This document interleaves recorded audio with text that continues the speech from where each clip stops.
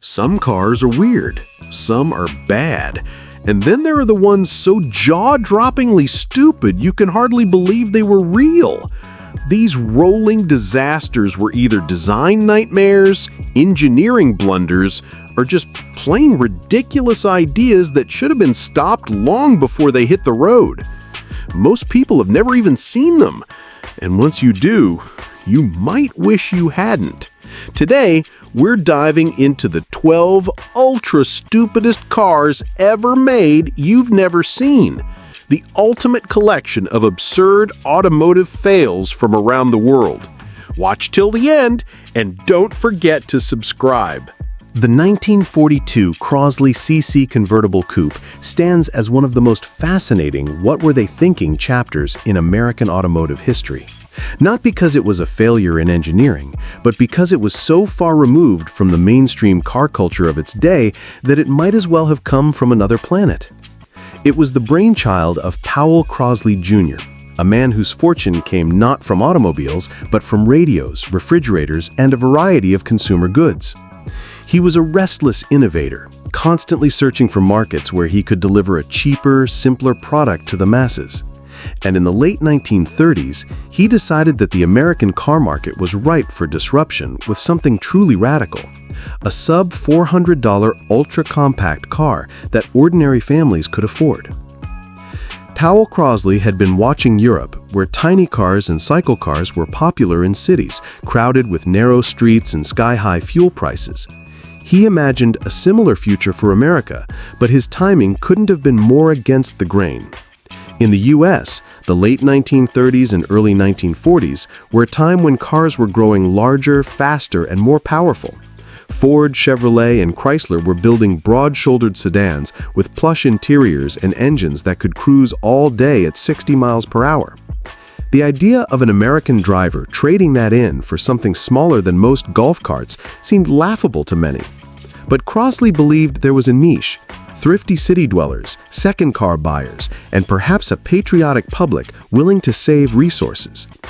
The Crosley CC convertible coupe debuted with impossibly small proportions. Its wheelbase measured just 80 inches, shorter than many motorcycles, and the entire car weighed a featherlight 1,100 pounds. From the front, its rounded fenders, upright windshield, and simple horizontal grille gave it an almost cartoonish friendliness. Under the hood sat a 724cc Waukesha-built two-cylinder engine producing just 26.5 horsepower. It was a marvel of compactness, but not of speed. On level roads, the Crosley could just about hit 50-55 miles per hour, but drivers reported that this required a flat road, no wind, and perhaps a little prayer. Going uphill was another matter entirely. Stories circulated about Crosleys being passed by bicycles on steep grades, and in rural areas, farmers joked that they could keep up with the little car in a horse-drawn wagon. Fuel economy, however, was stellar. With careful driving, the CC could return 35 to 50 mpg, astonishing in its day. But that economy came with trade-offs. The thin steel body was built from metal barely thicker than the lid of a tin can, which kept weight down but left the car astonishingly fragile. A careless bump from another car, or even leaning too hard on the fender, could leave a permanent crease. One Crosley owner recalled resting a heavy bag of groceries on the trunk lid while unlocking the door, only to find the lid bowed inwards. Others joked that the car's body wasn't painted so much as sprayed with optimism. Inside, the CC's two-seat cabin was so tight that even average-height drivers felt they were wearing the car like a coat. The doors were narrow, the footwell cramped, and the windshield sat so close to your face that tall drivers sometimes leaned back just to avoid bumping it with their forehead. The convertible roof added a dash of flair, but in practice, it leaked in the rain, flapped loudly in the wind, and sagged with age. The heater was almost comically ineffective. One owner described it as better than nothing, but not by much. And many Crosley drivers in cold climates learned to dress for the outdoors, even when driving indoors. Marketing for the CC tried to highlight its strengths. Crosley promoted it as America's economy car and stressed its easy parking, nimble city handling, and frugality at the gas pump. In big cities, these points had some merit. A Crosley could slip into tight spaces that full-size sedans could only dream of. But outside the urban core, the little car quickly found itself overwhelmed.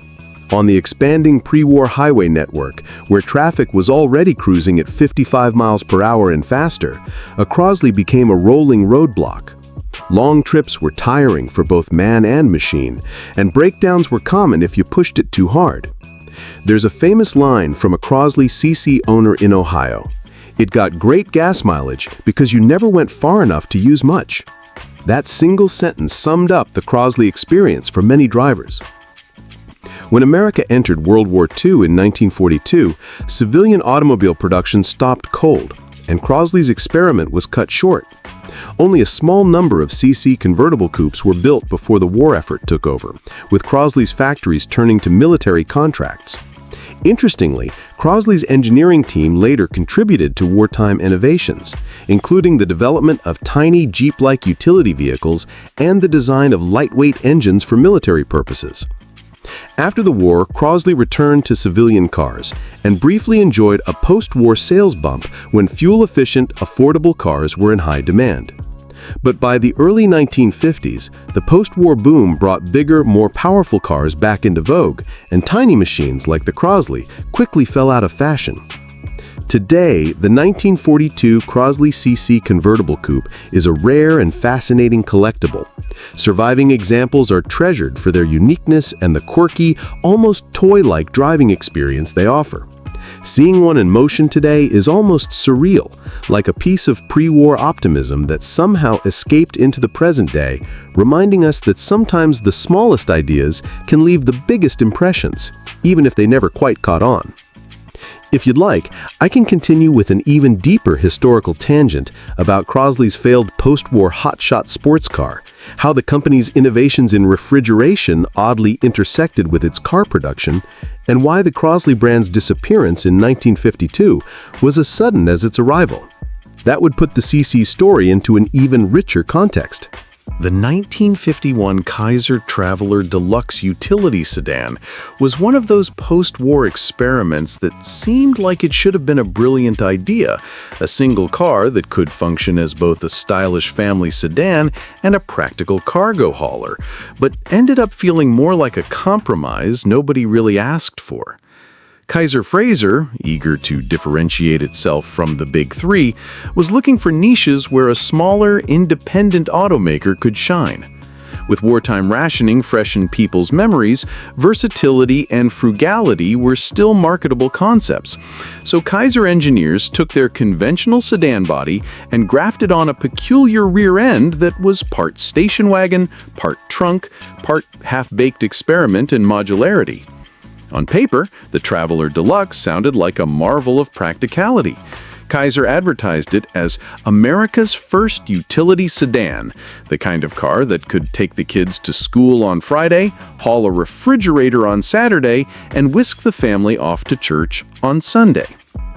The defining feature was its two-piece clamshell tailgate. The top half was a sliding glass window. The bottom half, a drop-down panel, like a pickup's tailgate. In theory, you could slide the rear glass up into the roof and drop the tailgate for easy loading. The back seats folded down to create a long, flat load space, turning the sedan into a kind of proto-crossover decades before the term existed. In practice, the system was riddled with problems. The sliding glass was a clever idea, but its track and pulley mechanism had a maddening tendency to jam, especially after a few years of dust and wear. Owners complained about wrestling with it in the rain, tugging and cursing while water streamed down the back of their necks. Speaking of rain, the weather sealing was another disaster. The clamshell tailgate allowed water to seep into the cabin during storms, drenching the rear cargo area and sometimes even soaking the rear seat cushions.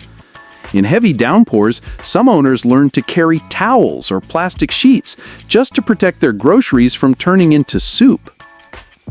Then there was the styling. From the front doors forward, the Traveler looked like a standard Kaiser sedan of the early 50s. Sleek, with the low belt line and curved fenders that gave the marque its signature elegance. But from the rear doors back, the car took on an abruptly squared-off wagon-like tail that didn't blend with the rest of the design.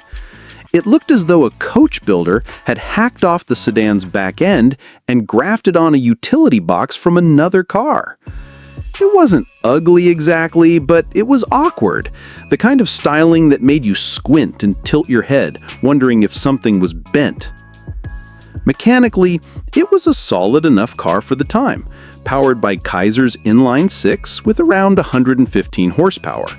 The ride was smooth and comfortable for long trips, and the interior, at least up front, was nicely appointed. But the Traveler was let down by its compromises. The folding seats never laid quite flat, the cargo space was narrower than advertised due to the sedan's tapered roofline, and loading bulky objects meant working around the low ceiling. One frustrated owner memorably summed it up. It was like owning a Swiss Army knife where every blade was dull. Sure, it could do everything, just not very well. Despite these flaws, Kaiser stood by the Traveler concept for a few years, convinced it was ahead of its time. In some ways, they were right. The idea of a car that blended sedan comfort with utility would later become a winning formula for wagons, hatchbacks, and SUVs. But in 1951, buyers were still gravitating toward dedicated station wagons for utility or sticking with sedans for style. The Traveler's in-between identity confused customers, and its leaks, jams, and awkward looks sealed its fate. Production numbers remained low, and today surviving Travelers are a curiosity at car shows, a reminder that even bold ideas can falter if the execution isn't there. If you want, I can give you an even longer version that dives into how Kaiser marketed the Traveler against Detroit's wagons, why they stuck with it despite poor sales, and how its DNA oddly reappeared decades later in hatchbacks and crossover SUVs. That deeper context really shows why it was simultaneously ahead of its time and doomed in its own era. The 1955 Dodge La Femme is remembered today as one of the most spectacularly tone-deaf automotive marketing misfires of the post-war era. A car that perfectly illustrates how the 1950s advertising machine could take a genuine market opportunity and drown it in condescension. It began as an idea within Chrysler's Dodge division to tap into what they saw as a growing demographic of female car buyers. By the mid-1950s, more women were driving than ever before, and some even purchased cars in their own name rather than relying on their husbands. To Dodge's marketing department, this called for a special model tailored specifically to the lady motorist. Unfortunately, their concept of tailoring leaned heavily on outdated stereotypes. At its core, the La Femme was simply a Dodge Custom Royal Lancer two-door hardtop, a perfectly handsome, mid-priced, full-size car that had been dressed up in a pastel, two-tone paint job Dodge called Heather Rose and Sapphire White. The colors were meant to be feminine without being garish, but in practice, they created the kind of delicate pink and white scheme more suited to a 1950s ice cream parlor than a serious automobile. Inside the La Femme, it received upholstery in rosebud-patterned tapestry fabric with soft pink vinyl trim, a design so frilly and delicate that it looked more like the lining of a hope chest than the interior of a car. But the true hallmark, and the marketing hook, was not the car's performance, style, or comfort. It was the accessories. Every La Femme came with a matching calfskin purse in the glove compartment, color-coordinated to the car's interior. Inside that purse was a full set of equally coordinated personal items: a compact, a lipstick holder, a cigarette case, a coin purse, and even a comb. As if that weren't enough, the trunk contained a raincoat, an umbrella, and a rain bonnet, all in matching colors and patterns. Dodge's advertisements proudly declared that the La Femme was designed for Her Majesty, the American woman, as though no woman could possibly want a car without a built-in vanity kit. The problem was that the La Femme completely misunderstood its audience. By the mid-1950s, women who purchased cars were often making the decision based on the same criteria as men: practicality, reliability, style, and value. Yes, personal touches and aesthetics mattered, but very few wanted to be handed a car that screamed, "You're a delicate flower who needs accessories to match your dress." Worse still, the La Femme carried no unique mechanical upgrades whatsoever. Under the skin, it was identical to any other custom Royal Lancer, with the same 183 horsepower Red Ram V8, the same chassis, and the same handling characteristics. All of Dodge's extra effort had gone into making the car look feminine, rather than making it perform better, ride smoother, or offer unique conveniences that might genuinely appeal to women. Dealers didn't help. Many were unsure how to even present the La Femme without sounding patronizing, and some quietly avoided ordering them at all. In showrooms, it was often shunted to the side or left parked outside without signage. Even in an era when gendered marketing was the norm, many salesmen privately admitted that the concept felt silly. One female buyer famously remarked years later, "They sold it to me like it was a dress, not a car." Sales were dismal. In its first year, only a few hundred La Femmes were produced, and while Dodge tried again in 1956 with a slightly updated version, including gold trim and a different upholstery pattern, the results were the same. By the end of 1956, the La Femme quietly vanished from the lineup, never to return. Today, surviving examples are rare and command curiosity at car shows, less for their beauty and more for the sheer audacity of their marketing concept.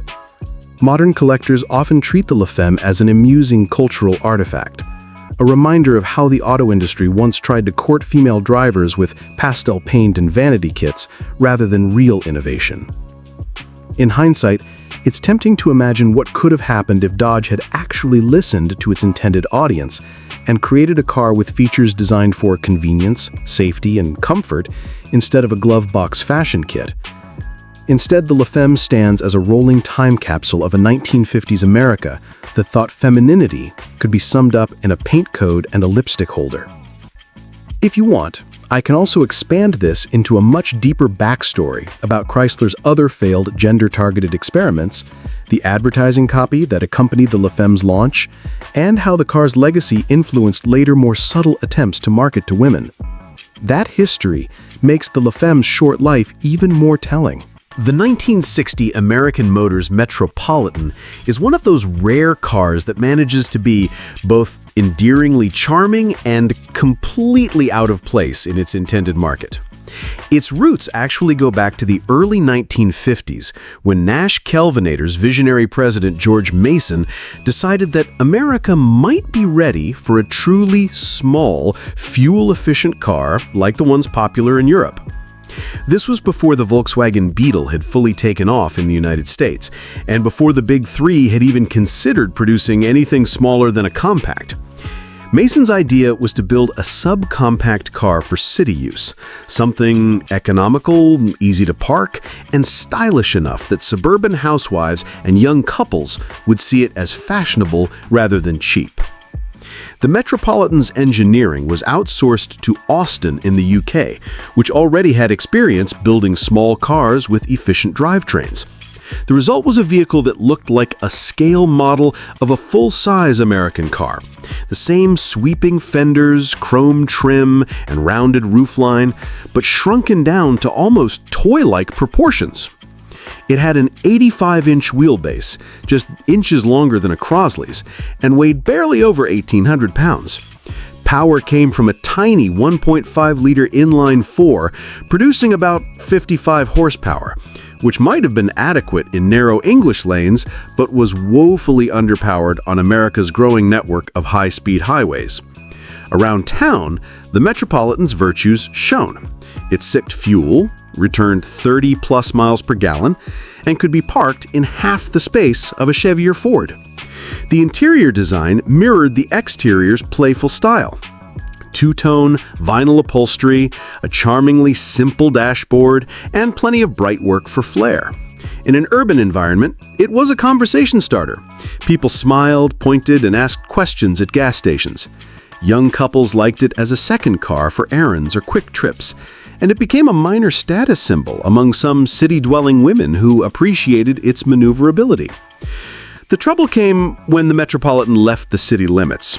On rural highways or the new interstates, it was not merely slow, it was precarious. Reaching 60 miles per hour required patience, a tailwind, and a long stretch of flat road. Hills were a particular nightmare. Drivers learned to build up speed before an incline, because once the grade bit into that modest 55 horsepower, the Metropolitan slowed to a crawl. Passing another vehicle required perfect timing and more courage than most owners had. And while the ride was acceptable at urban speeds, the short wheelbase and narrow track made it feel jittery and skittish above 50 miles per hour, especially in crosswinds. Luggage space was another sore spot. The Metropolitan had a tiny trunk accessed from inside the cabin. There was no external trunklet, and it was barely big enough for a weekend bag and a picnic basket. For longer trips, drivers often resorted to stuffing bags behind the seats or even tying luggage to the roof rack. The cabin, while attractively designed, was cramped enough that taller drivers had to fold themselves into position, knees splayed and head tilted to avoid brushing the headliner. In winter, the heater was adequate at best, and in summer, ventilation was limited. Reactions to the car reflected its dual nature.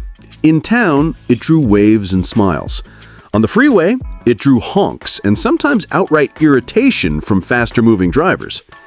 One Metropolitan owner summed it up perfectly years later. It was perfect for the drive to the ice cream shop, just not the drive home on the interstate.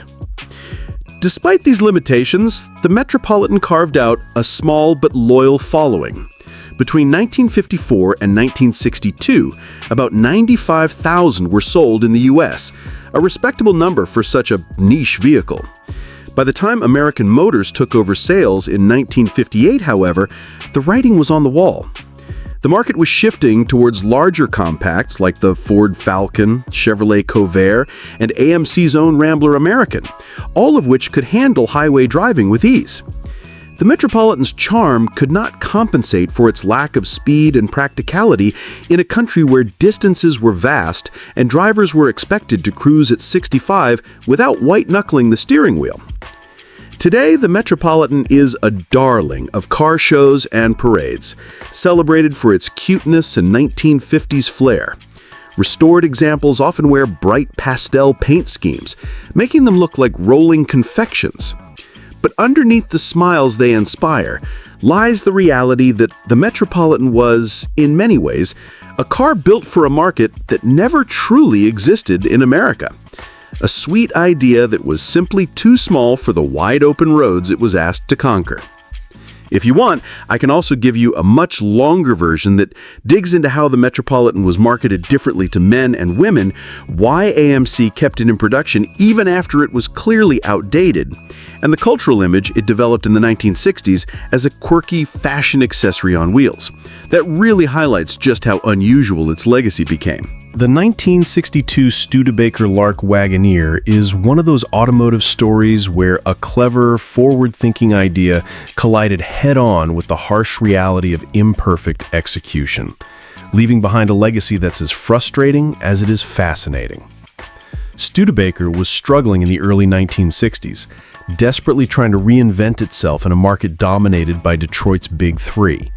Their answer was the Lark, a compact car built on shortened platforms that offered sensible size and economy, making it competitive with the emerging compact segment. The Wagoneer variant was meant to push that practicality even further by addressing a common problem for station wagon buyers: how to carry tall or awkwardly shaped items inside the cargo area without resorting to hauling them on the roof or awkwardly tilting them sideways. The solution from Studebaker's engineers was elegantly simple on paper: a sliding roof panel directly above the rear cargo area that could be opened to create vertical clearance tall enough to accommodate refrigerators, furniture, or even bicycles standing upright. It was the sort of innovative thinking that would later become standard in SUVs and crossover vehicles, making the Wagoneer seem ahead of its time. However, the reality of the sliding roof was a far cry from ideal. The mechanism relied on a complex series of tracks, rollers, and weather seals that never quite gelled in practice. Water seeped in through the edges, especially during rainstorms, causing dampness and eventually corrosion in the cargo area. Dust and dirt were sucked in as well, making a mess of whatever you were hauling. Worse, the roof panel developed a persistent rattle that seemed to mock owners every time they drove over rough pavement or bumps. For many, the noise was maddening, a constant reminder that something was wrong, even if you couldn't immediately fix it. Cold winters added insult to injury. Owners in northern states reported that the roof panel often froze shut after snow or ice accumulation. The ice would wedge the sliding panel in place, and desperate owners sometimes had to climb into the rear cargo area to manually pry it free, an indignity that, if nothing else, became a humorous story in local car clubs. Some tried spraying the tracks with lubricant or covering the roof with plastic sheets, but nothing stopped the problem entirely. Outside of the sliding roof, the Lark Wagoneer was a fairly typical early 60s compact wagon, utilitarian, economical, and reasonably well built for a company struggling to stay afloat. It shared its chassis and engine options with the rest of the Lark line, inline 6 or V8 power plants with modest horsepower ratings designed for efficiency rather than speed. The interior was straightforward and comfortable, with seating for 5 and enough room for daily errands and family trips, but the gimmicky roof system overshadowed everything else, becoming a headache for owners and a punchline for critics. Kaiser Fraser had its own sliding roof design earlier, but Studebaker's Wagoneer was by far the most notorious, and the engineering comedy of errors severely damaged the model's reputation. What should have been a major selling point ended up being a deal-breaker for many buyers, who feared the constant leaks and rattles would reduce the wagon's longevity and resale value. Sales suffered accordingly, contributing to Studebaker's ongoing financial woes during this period. Still, the concept was undeniably ahead of its time. Today, sliding or removable roof panels in SUVs, crossovers, and even pickup trucks are praised for their versatility. The Wagoneer's sliding roof foreshadowed these innovations, even if it executed them with all the subtlety of a sledgehammer. Collectors often view surviving Wagoneers as fascinating relics, cars that dared to be different but paid the price for being imperfect pioneers. If you want, I can expand this with a deep dive into Studebaker's financial struggles during the early 1960s, how the Wagoneer fit into their lineup strategy, and anecdotes from owners who lived with the sliding roof's quirks firsthand. That richer context really brings the story of the Lark Wagoneer to life beyond just its engineering flaws. The 1966 Peele Trident is the embodiment of microcar madness, a delightful oddity that somehow found its way across the Atlantic and into American dealerships, even though it was wildly unsuited to the demands and scale of U.S. driving. Produced by the Peele Engineering Company on the Isle of Man, this pint-sized three-wheeler was originally designed for European city dwellers desperate for affordable, ultra-compact transport in the post-war years. Its arrival in America was less a result of savvy marketing and more a quirky footnote in the annals of automotive history, a curiosity destined to fascinate collectors but utterly confound everyday drivers. At a glance, the Peele Trident was like a plastic bubble perched precariously on 3 tiny wheels, with a nearly spherical, fully transparent acrylic dome covering the entire cabin. This bubble roof gave the driver and passenger a panoramic view, but it came with a severe downside. In direct sunlight, the interior quickly transformed into a sweltering greenhouse. Summer driving was an exercise in patience and sunburn risk. The car's silhouette was that of a water droplet, perfectly round and undeniably cute, but offering no shade or insulation from heat. Inside, seating was arranged in tandem, one seat directly behind the other, rather than side by side. This layout, more typical of aircraft or motorcycles, made the Trident feel like a bathtub on wheels. The cockpit was narrow and cramped, and taller passengers quickly learned that the curved plastic roof limited headroom severely. Getting in and out required care and patience, especially since the car's overall length was just over 5 feet, making it one of the shortest vehicles ever to be road legal. Power came from an equally tiny 49cc two-stroke engine, similar to those found in mopeds and scooters. Producing barely enough horsepower to reach 28 miles per hour on a flat road, the Trident was agonizingly slow. Acceleration was a crawl, and hills turned into uphill battles, literally. It could just about keep pace with a slow-moving bicycle on a steep grade. Safety was almost non-existent. The three-wheel layout gave the car a high center of gravity relative to its narrow track, making it prone to tipping or rolling during sharp turns or sudden maneuvers. There were no seat belts, no airbags, and minimal structural protection in the event of a collision. With its lightweight plastic body and minimal chassis, the Peele Trident was more vulnerable than even the smallest motorcycles on the road. Insurance companies regarded it as a risk, and many states imposed restrictions on where and how it could be driven. Despite all this, the Peele Trident developed a cult following among enthusiasts who adored its quirky design and sheer audacity. In the mid-60s, a handful of these cars trickled into select American dealerships, often as novelties or import curiosities for the adventurous buyer. But for the average American, used to V8 power and roomy interiors, the Trident was a laughably impractical choice. Watching one scuttle down a suburban street was like seeing a goldfish bowl on wheels, trying to keep up with the neighborhood kids on bicycles. Today, the Peele Trident is a sought-after collector's piece precisely because it defies conventional automotive wisdom. It represents a moment when automotive design was willing to flirt with extremes, when tiny, plastic, three-wheeled vehicles dared to imagine a different future for personal transportation, even if that future never really arrived. Surviving examples command a certain nostalgic charm and are often displayed at microcar shows and museums as a testament to British eccentricity and minimalist design philosophy. If you want, I can provide a much longer narrative exploring Peele Engineering's history, the technical challenges of building three-wheelers in the 60s, anecdotes from American owners who dared to drive these tiny wonders, and the quirky cultural context that made the Peele Trident a symbol of both innovation and impracticality. That would offer a richer understanding of how this miniature marvel fit into automotive history. The 1971 Stutts Blackhawk is truly an icon of automotive extravagance, a vehicle that epitomizes the excess, flamboyance, and unapologetic opulence of the early 1970s luxury scene.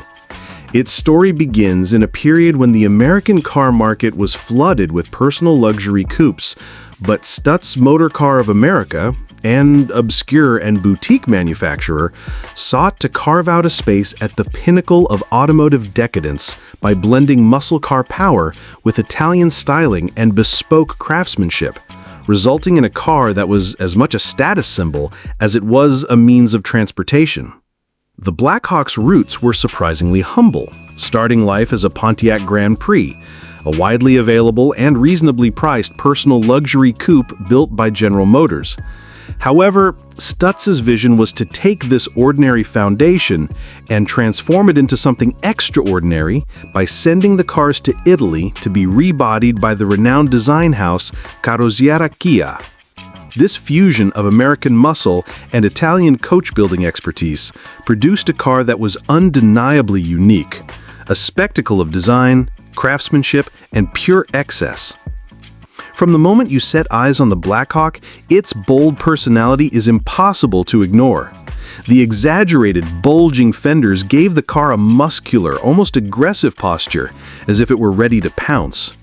These massive fenders were complemented by a front grille that was a triumph of chrome and gold-plated details, a vertical slatted monstrosity that dominated the car's face with an almost regal presence. Gold accents were lavished not only on the grille, but also on the bumpers, door handles, windshield wipers, and even smaller trim pieces. ensuring that wherever the Blackhawk went, it would shimmer like a rolling palace. The Blackhawk's dimensions were impressive and intimidating, nearly 5,000 pounds of luxurious heavy metal. And yet under the hood, it retained the Pontiac 455 cubic inch V8 engine. This powerhouse churned out roughly 300 horsepower, a respectable figure, but one that barely compensated for the car's immense weight.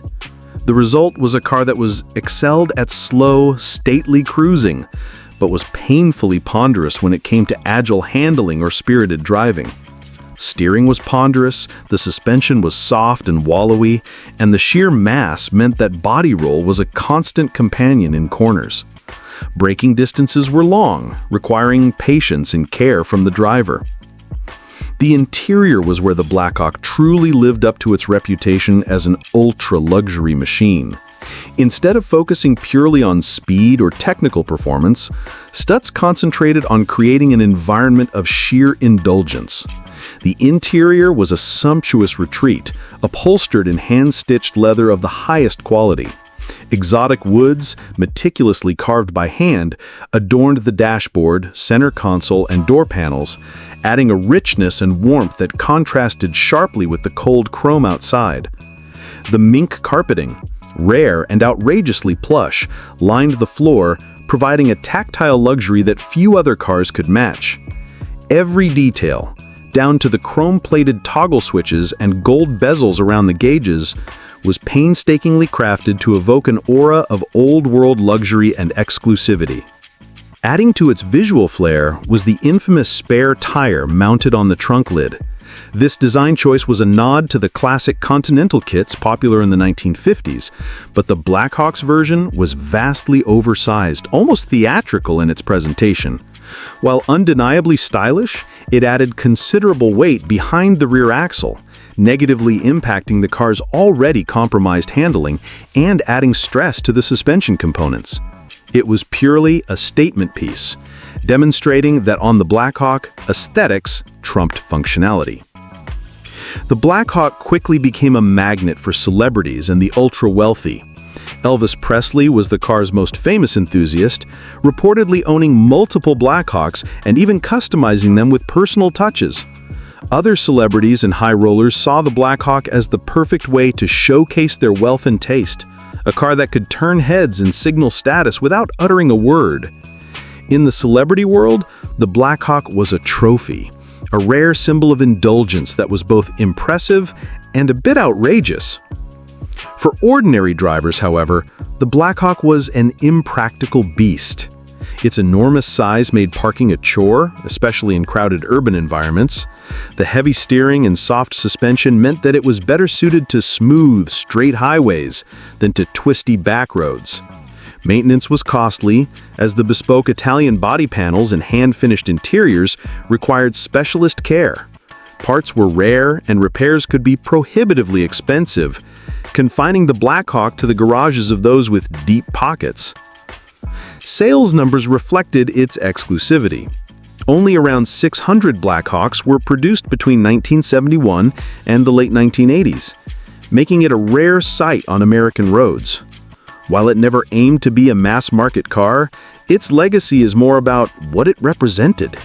An era when excess was embraced, when luxury meant over-the-top styling and indulgent materials, and when driving could be a theatrical experience rather than a practical one. In retrospect, the Stutts Blackhawk is a perfect snapshot of a specific cultural moment. The height of American flamboyance before the oil crisis and stricter emissions regulations ushered in an era of downsized, more practical vehicles. It stands as a testament to how automotive design can be wielded as a form of personal expression and status, sometimes at the expense of practicality and common sense. Collectors today prize the Blackhawk for its rarity, its celebrity connections, and its unapologetic extravagance. Restored examples often shine under showlights, their gleaming gold accents and rich interiors mesmerizing enthusiasts and casual onlookers alike. Owning a Blackhawk is about more than transportation. It's about possessing a rolling symbol of an era defined by boldness, excess, and a flair for the dramatic. If you want, I can elaborate further with stories from owners who experienced the quirks of the Blackhawk firsthand, detailed accounts of the coach building process at Ghia, and how the car's image evolved over time in popular culture. That would offer an even more immersive glimpse into the lavish, complicated world of the Stutts Blackhawk. The 1974 Checker Cab Aerobus 15 was the ultimate expression of the Checker Company's talent for making vehicles that were both functional and downright eccentric. Already famous for their iconic taxicabs, which seemed to embody the spirit of New York City streets, Checker decided to push their unique design philosophy to the extreme by creating a 15-passenger stretched limousine version of their already unusual Aerobus shuttle. What emerged was a vehicular behemoth, unlike anything else on American roads, a gargantuan, sprawling transport machine that seemed to defy the very laws of maneuverability and common sense. Measuring an astonishing 27 feet long, the Aerobus 15 was essentially a rolling city block. It looked like a centipede on wheels, with its seemingly endless row of side doors, 5 on each side, designed for quick passenger ingress and egress. These doors gave it an almost surreal appearance, as if a giant accordion had been stretched out horizontally, ready to swallow a crowd whole. The windows were large and plentiful, giving passengers a clear view, but also emphasizing just how monstrous the vehicle was in length. Despite this, the Aerobus remained unmistakably a Checker, retaining the boxy, utilitarian style that the brand was known for. The interior was functional and sparse, built primarily for durability and capacity rather than comfort. The seating arrangement was tight, with rows packed closely together to maximize the number of passengers it could haul. Each seat was basic, vinyl-covered bench style, meant to withstand the wear and tear of airport shuttle duty and constant turnover. Amenities were minimal, and the ride was anything but smooth. Body roll and rattles were common complaints from drivers and passengers alike, a reminder that this was a working vehicle, not a luxury limousine. Driving the Aerobus 15 was an exercise in patience and spatial awareness. Its massive length made parking a nightmare unless you were at an airport or a dedicated shuttle terminal with appropriately sized bays. Maneuvering in city traffic was a challenge. Its turning radius was abysmal, often requiring multi-point turns even on relatively wide streets. Drivers joked that it felt like piloting a small barge through narrow canals, and the long wheelbase meant negotiating tight corners was often impossible without clipping curbs or other obstacles. Fuel economy was predictably terrible. Powered by a heavy-duty inline-6 or V8 engine depending on configuration, the Aerobus 15 guzzled fuel at a rate more befitting a small bus than a car-derived shuttle. Considering its function as a short-hop transporter, this inefficiency was somewhat tolerable, but it still drew criticism from operators looking to keep costs down. One of the most famous driver quips about the Aerobus 15 highlights just how absurdly long it was. When you glance in the rearview mirror, the last row of seats feels like it's in another time zone. That perfectly encapsulates the surreal sensation of driving a vehicle that was equal parts taxi, limousine, and parade float. Despite its quirks and drawbacks, the Aerobus 15 carved out a niche as a no-nonsense, if ungainly, people mover for airports, hotels, and shuttle services that needed to move large groups without investing in full-size buses. Today, the Checker Aerobus 15 is a rare sight, with only a handful surviving in private collections or museums dedicated to quirky American transportation history. Its sheer size and oddball design make it a favorite amongst enthusiasts of unusual vehicles, a reminder of a time when practical solutions were sometimes executed with no shortage of personality and bravado. If you want, I can provide an even more detailed history of Checker Motors Corporation's development of multi-passenger vehicles, the technical challenges of building and maintaining a 27-foot-long car, and first-hand stories from drivers who navigated the Aerobus through crowded city streets. That would deepen the picture of this gargantuan yet fascinating automotive oddity. The 1976 Freeway by HM Vehicles is a remarkable, and often bewildering, chapter in the story of America's response to the 1970s oil crisis, a time when fuel shortages, soaring gasoline prices, and economic uncertainty pushed inventors, small manufacturers, and entrepreneurs to explore unconventional solutions to personal transportation. The Freeway was one such solution, conceived as an ultra-minimalist commuter vehicle designed to maximize fuel efficiency, minimize size, and slash costs, even if it sacrificed everything else, including comfort, safety, and practicality in the process. HM Vehicles was a tiny, little-known manufacturer operating in a niche where creativity often ran wild and regulations lagged behind innovation. Their flagship product, the Freeway, was essentially a plastic shell wrapped around the barest possible mechanical underpinnings. At first glance, it looked like a strange pod on 3 wheels, barely bigger than a motor scooter, designed to ferry one person at low speeds across crowded city streets. It was so small and light, just about 300 pounds, that a handful of people could literally pick it up and move it by hand. This featherweight nature made it highly maneuverable, but also alarmingly fragile. Under the hood was nothing more than a small single-cylinder 4-stroke engine, originally developed for lawnmowers and small garden equipment. This tiny power plant produced roughly 5 horsepower, enough to push the Freeway to a top speed of around 40 miles per hour on flat terrain. While that speed was adequate for urban environments and short commutes, it was woefully insufficient for highway driving, and even moderate hills presented a serious challenge.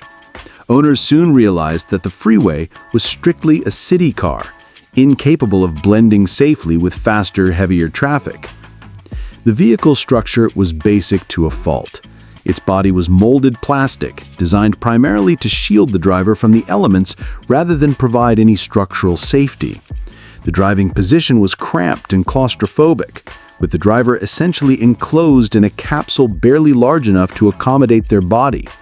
Many owners described the experience as sitting inside a plastic coffin, an apt comparison given the tight confines and the almost clinical sterility of the interior.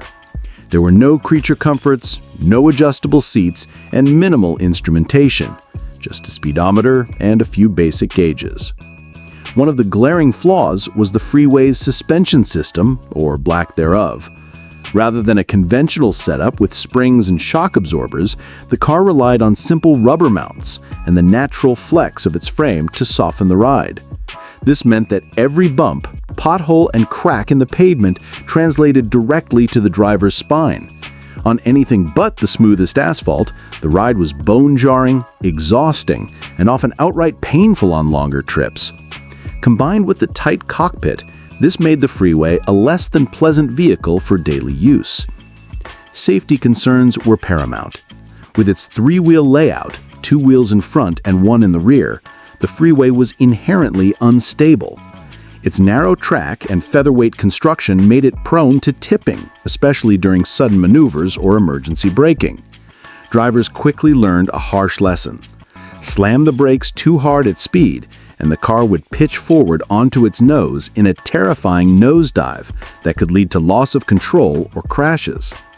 This instability was compounded by the lack of seatbelts, airbags, or any crash protection. The car's plastic body offered minimal resistance to impacts, and its light frame did little to absorb energy in collisions. Many states viewed the Freeway warily, uncertain whether to classify it as a motorcycle or a car, which complicated registration, insurance, and legal compliance. In terms of regulatory challenges, the Freeway existed in a legal gray zone. Because it had 3 wheels and was so lightweight, some states treated it as a motorcycle, subjecting owners to motorcycle licensing and helmet laws. Others insisted it was a car, requiring more stringent registration and insurance. This confusion often left owners frustrated and unsure how to legally operate their vehicles, particularly as enforcement and safety regulations tightened in the late 1970s. Owners who braved the freeway's limitations often did so out of economic necessity or sheer curiosity. Many describe the experience as a mix of endearing novelty and constant caution. Navigating traffic in a vehicle that felt so fragile and unstable was nerve-wracking, and the tight driving position offered little respite from the harsh ride. Despite these challenges, some drivers fondly recalled the freeway's ability to weave through congested streets with ease, and its incredible fuel efficiency, a true saving grace during an era when gasoline prices were skyrocketing. Marketing efforts for the freeway emphasized economy and convenience. Advertisements highlighted its tiny footprint, ability to park almost anywhere, and ultra-low fuel consumption. It was pitched as the perfect last-mile vehicle for urban commuters, ideal for quick trips to the grocery store or short hops between home and work. However, these selling points often rang hollow in practice, as the vehicle's limitations became quickly apparent to buyers. In the broader context of 1970s automotive history, the freeway is a fascinating example of how extreme circumstances can inspire radical innovation and sometimes questionable design choices. While it lacked the polish, comfort, and safety of mainstream cars, it embodied the era's desperation and creativity, offering a glimpse into a world where tiny, quirky vehicles briefly seemed like a viable alternative to gas-guzzling automobiles. If you want, I can expand this even further by tracing HM vehicles' origins, detailing production numbers, exploring the freeway's place among other microcars of the era, and sharing first-hand owner stories about living with such an extreme vehicle. This would provide even a richer and more nuanced portrait of the freeway and its place in automotive history. The 1981 Commuter car's Tango T100 prototype stands out as a radical and visionary yet perplexing foray into electric urban transportation at a time when the automotive world was still deeply invested in internal combustion engines. Conceived by Commuter Cars, a small, innovative company dedicated to reimagining city commuting, the Tango was designed as an ultra-narrow electric vehicle meant to challenge the traditional ideas of what a car could be, especially in crowded, congested urban environments where parking, traffic, and efficiency were daily headaches. Measuring an astonishingly slim 39 inches wide, the Tango was barely wider than a motorcycle, allowing it to lane split through traffic jams with ease, an ability most cars simply don't have. This narrow profile was intended to reduce urban gridlock and open new possibilities for commuting, making it possible to squeeze between lanes and bypass the frustrating bottlenecks that plague busy city streets.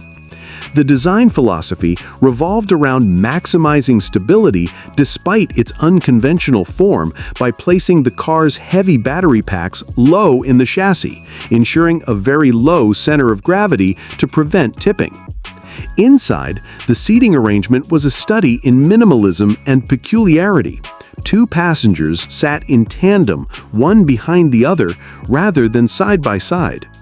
This setup, more common in motorcycles and fighter jets than cars, gave the interior a futuristic and somewhat clinical atmosphere, more akin to a simulator pod or a narrow cockpit than a traditional passenger car. The driver's controls and dashboard were minimalist but functional, emphasizing efficiency and utility over luxury or comfort. The cramped cabin, combined with the narrow footprint, made the Tango feel less like a car and more like a futuristic experiment in personal mobility. From a technology standpoint, the Tango was way ahead of its time. Its electric drivetrain, powered by batteries and an electric motor, anticipated the shift to zero-emission vehicles decades before they became mainstream. The prototype demonstrated impressive acceleration for such a tiny vehicle, thanks to electric torque delivery, and was engineered for short city trips rather than highway cruising. However, its electric range was limited by the battery technology of the early 1980s, and recharging infrastructure was practically non-existent, making the Tango more of a proof of concept than a practical daily driver. Public reaction to the Tango was mixed and often skeptical. While many admired its daring design and forward-thinking technology, others were struck by the vehicle's unusual proportions and narrow width, which inspired concerns for safety and visibility. The thought of such a slender vehicle sharing the road with large trucks, SUVs, and buses seemed nerve-wracking to many observers. The idea that a slight collision or even a strong gust of wind could destabilize it added to the apprehension. This skepticism, coupled with its limited range and unconventional design, meant the Tango never went beyond prototype stages for many years. Despite these challenges, the Tango established a legacy as one of the earliest attempts to rethink urban mobility with an electric vehicle that wasn't just a small box on wheels, but a thoroughly innovative, purpose-built commuter machine. It anticipated many design trends that only gained traction decades later, including micro-mobility, electric drivetrains, and vehicles designed specifically to navigate congested urban environments efficiently. Collectors and enthusiasts today look back at the 1981 Tango T100 prototype with a mixture of admiration and curiosity. It serves as a reminder that innovation often starts at the edges, through unusual, sometimes uncomfortable ideas that push boundaries. The Tango was a bold attempt to imagine the future of transportation when most automakers were still focused on bigger, faster, more powerful vehicles. If you want, I can provide even a deeper dive into Commuter Car's founding story, the engineering behind the Tango's stability and electric system, detailed technical specs from the prototype, and how the Tango concept evolved over the following decades into production versions that are still turning heads today. That would offer a thorough and fascinating exploration of this pioneering electric commuter car's journey. The 1990 Zimmer Golden Spirit convertible is a striking, if somewhat bewildering, example of neoclassic automotive design, a genre that sought to recapture the glamour, flamboyance, and unmistakable style of the 1920s and 30s luxury cars, but through the lens of late 20th century engineering and components. Zimmer Motorcars, a small American specialty manufacturer, made its name by taking modern muscle cars, primarily the Ford Mustang, and transforming them into rolling fantasies of vintage elegance. The Golden Spirit convertible is the quintessential product of this vision, offering a bold, theatrical statement that some adored and many others found hard to take seriously. At its core, the Golden Spirit was a Ford Mustang, a car celebrated for its performance, handling, and modern sensibilities. However, Zimmer's design team took this reliable muscle car and clothed it in a costume that looked like something out of a 1930s gangster movie, complete with all the ostentatious trappings of the era's luxury machines. The elongated front fenders stretched far forward, dramatically overhanging the wheels, while exaggerated chrome accents covered the grille, bumpers, and headlight surrounds, creating an imposing and sometimes awkward presence. The towering grille, vertical and gleaming, was the centerpiece of the car's face, demanding attention and evoking the grandiose spirit of classic luxury sedans and roadsters from nearly 60 years prior. Additional visual flourishes included fake side exhaust pipes, purely decorative but large enough to seem functional at a glance, and side-mounted spare tire covers that added bulk and complexity to the car's silhouette. These elements contributed to a feeling of deliberate excess, emphasizing style over performance or practicality. The Golden Spirit was a car that didn't shy away from being loud, ostentatious, and unapologetically theatrical. Unfortunately, the car's proportions were often criticized as unnatural or awkward. From certain angles, especially in photos, the long front end combined with the truncated rear made it look like almost a Photoshop experiment gone wrong, a surreal hybrid between past and present that didn't quite mesh harmoniously. The body panels, stretched and exaggerated, sometimes appeared disproportionate to the Mustang's underlying chassis, making the Golden Spirit feel top-heavy and clumsy. Performance-wise, the Zimmer Golden Spirit inherited the Mustang's V8 power plant, which meant it had decent horsepower and acceleration by early 1990 standards. However, the added weight from the custom bodywork, heavy chrome trim, and luxurious interior appointments blunted its agility and responsiveness. Handling was soft and lumbering, with more emphasis on cruising and style than carving through corners. The suspension was tuned for comfort rather than sportiness, making the car feel like a floating showpiece rather than a driver's machine. Inside, the Golden Spirit was outfitted with premium leather upholstery, wood veneer accents, and carpeting meant to evoke the luxury of classic cars. But despite these efforts, the interior felt cramped and dated compared to contemporary luxury vehicles. The juxtaposition of retro styling with a modern Mustang cockpit created a somewhat disjointed experience that pleased some buyers while alienating others. The car appealed to a very specific niche, buyers who wanted to stand out dramatically, channeling the image of a dapper vintage-era gangster or Hollywood star from the Roaring '20s. For these customers, the Golden Spirit was more than a car. It was a rolling costume, a conversation piece, and a statement of eccentric taste. However, this niche was tiny, and Zimmer's production numbers reflected that exclusivity.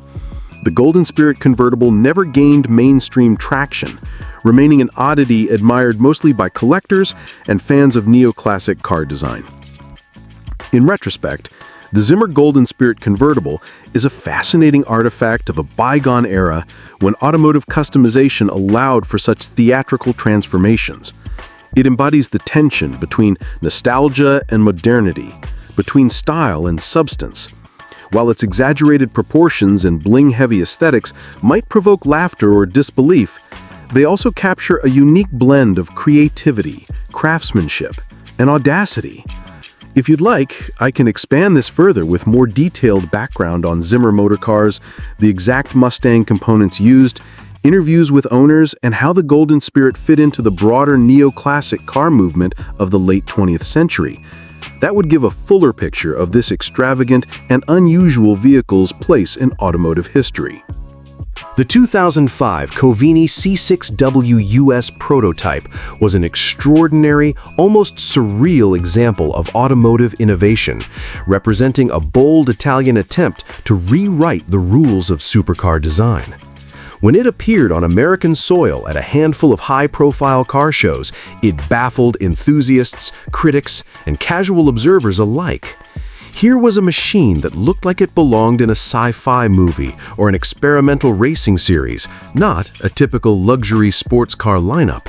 Its defining feature being the unprecedented six-wheel setup, which instantly challenged conventional expectations about what a supercar should look like and how it should perform. Covini Engineering, a relatively small and independent Italian automaker, took a radical approach to handling and safety by designing the C6W with 4 front wheels instead of the usual 2. The theory was ingenious in concept. By doubling the number of front tires, the car would dramatically increase front-end grip, enhance braking performance, and greatly reduce the risk of aquaplaning in wet conditions. More rubber on the road meant more traction, especially when cornering at high speeds, which theoretically translated into improved driver confidence and superior handling dynamics. This was a daring technical innovation that distinguished the C6W from its competitors in the supercar realm. But the engineering complexity involved in this design was enormous. Having 4 wheels up front meant a far more intricate steering geometry setup, requiring 2 separate steering linkages working perfectly in harmony.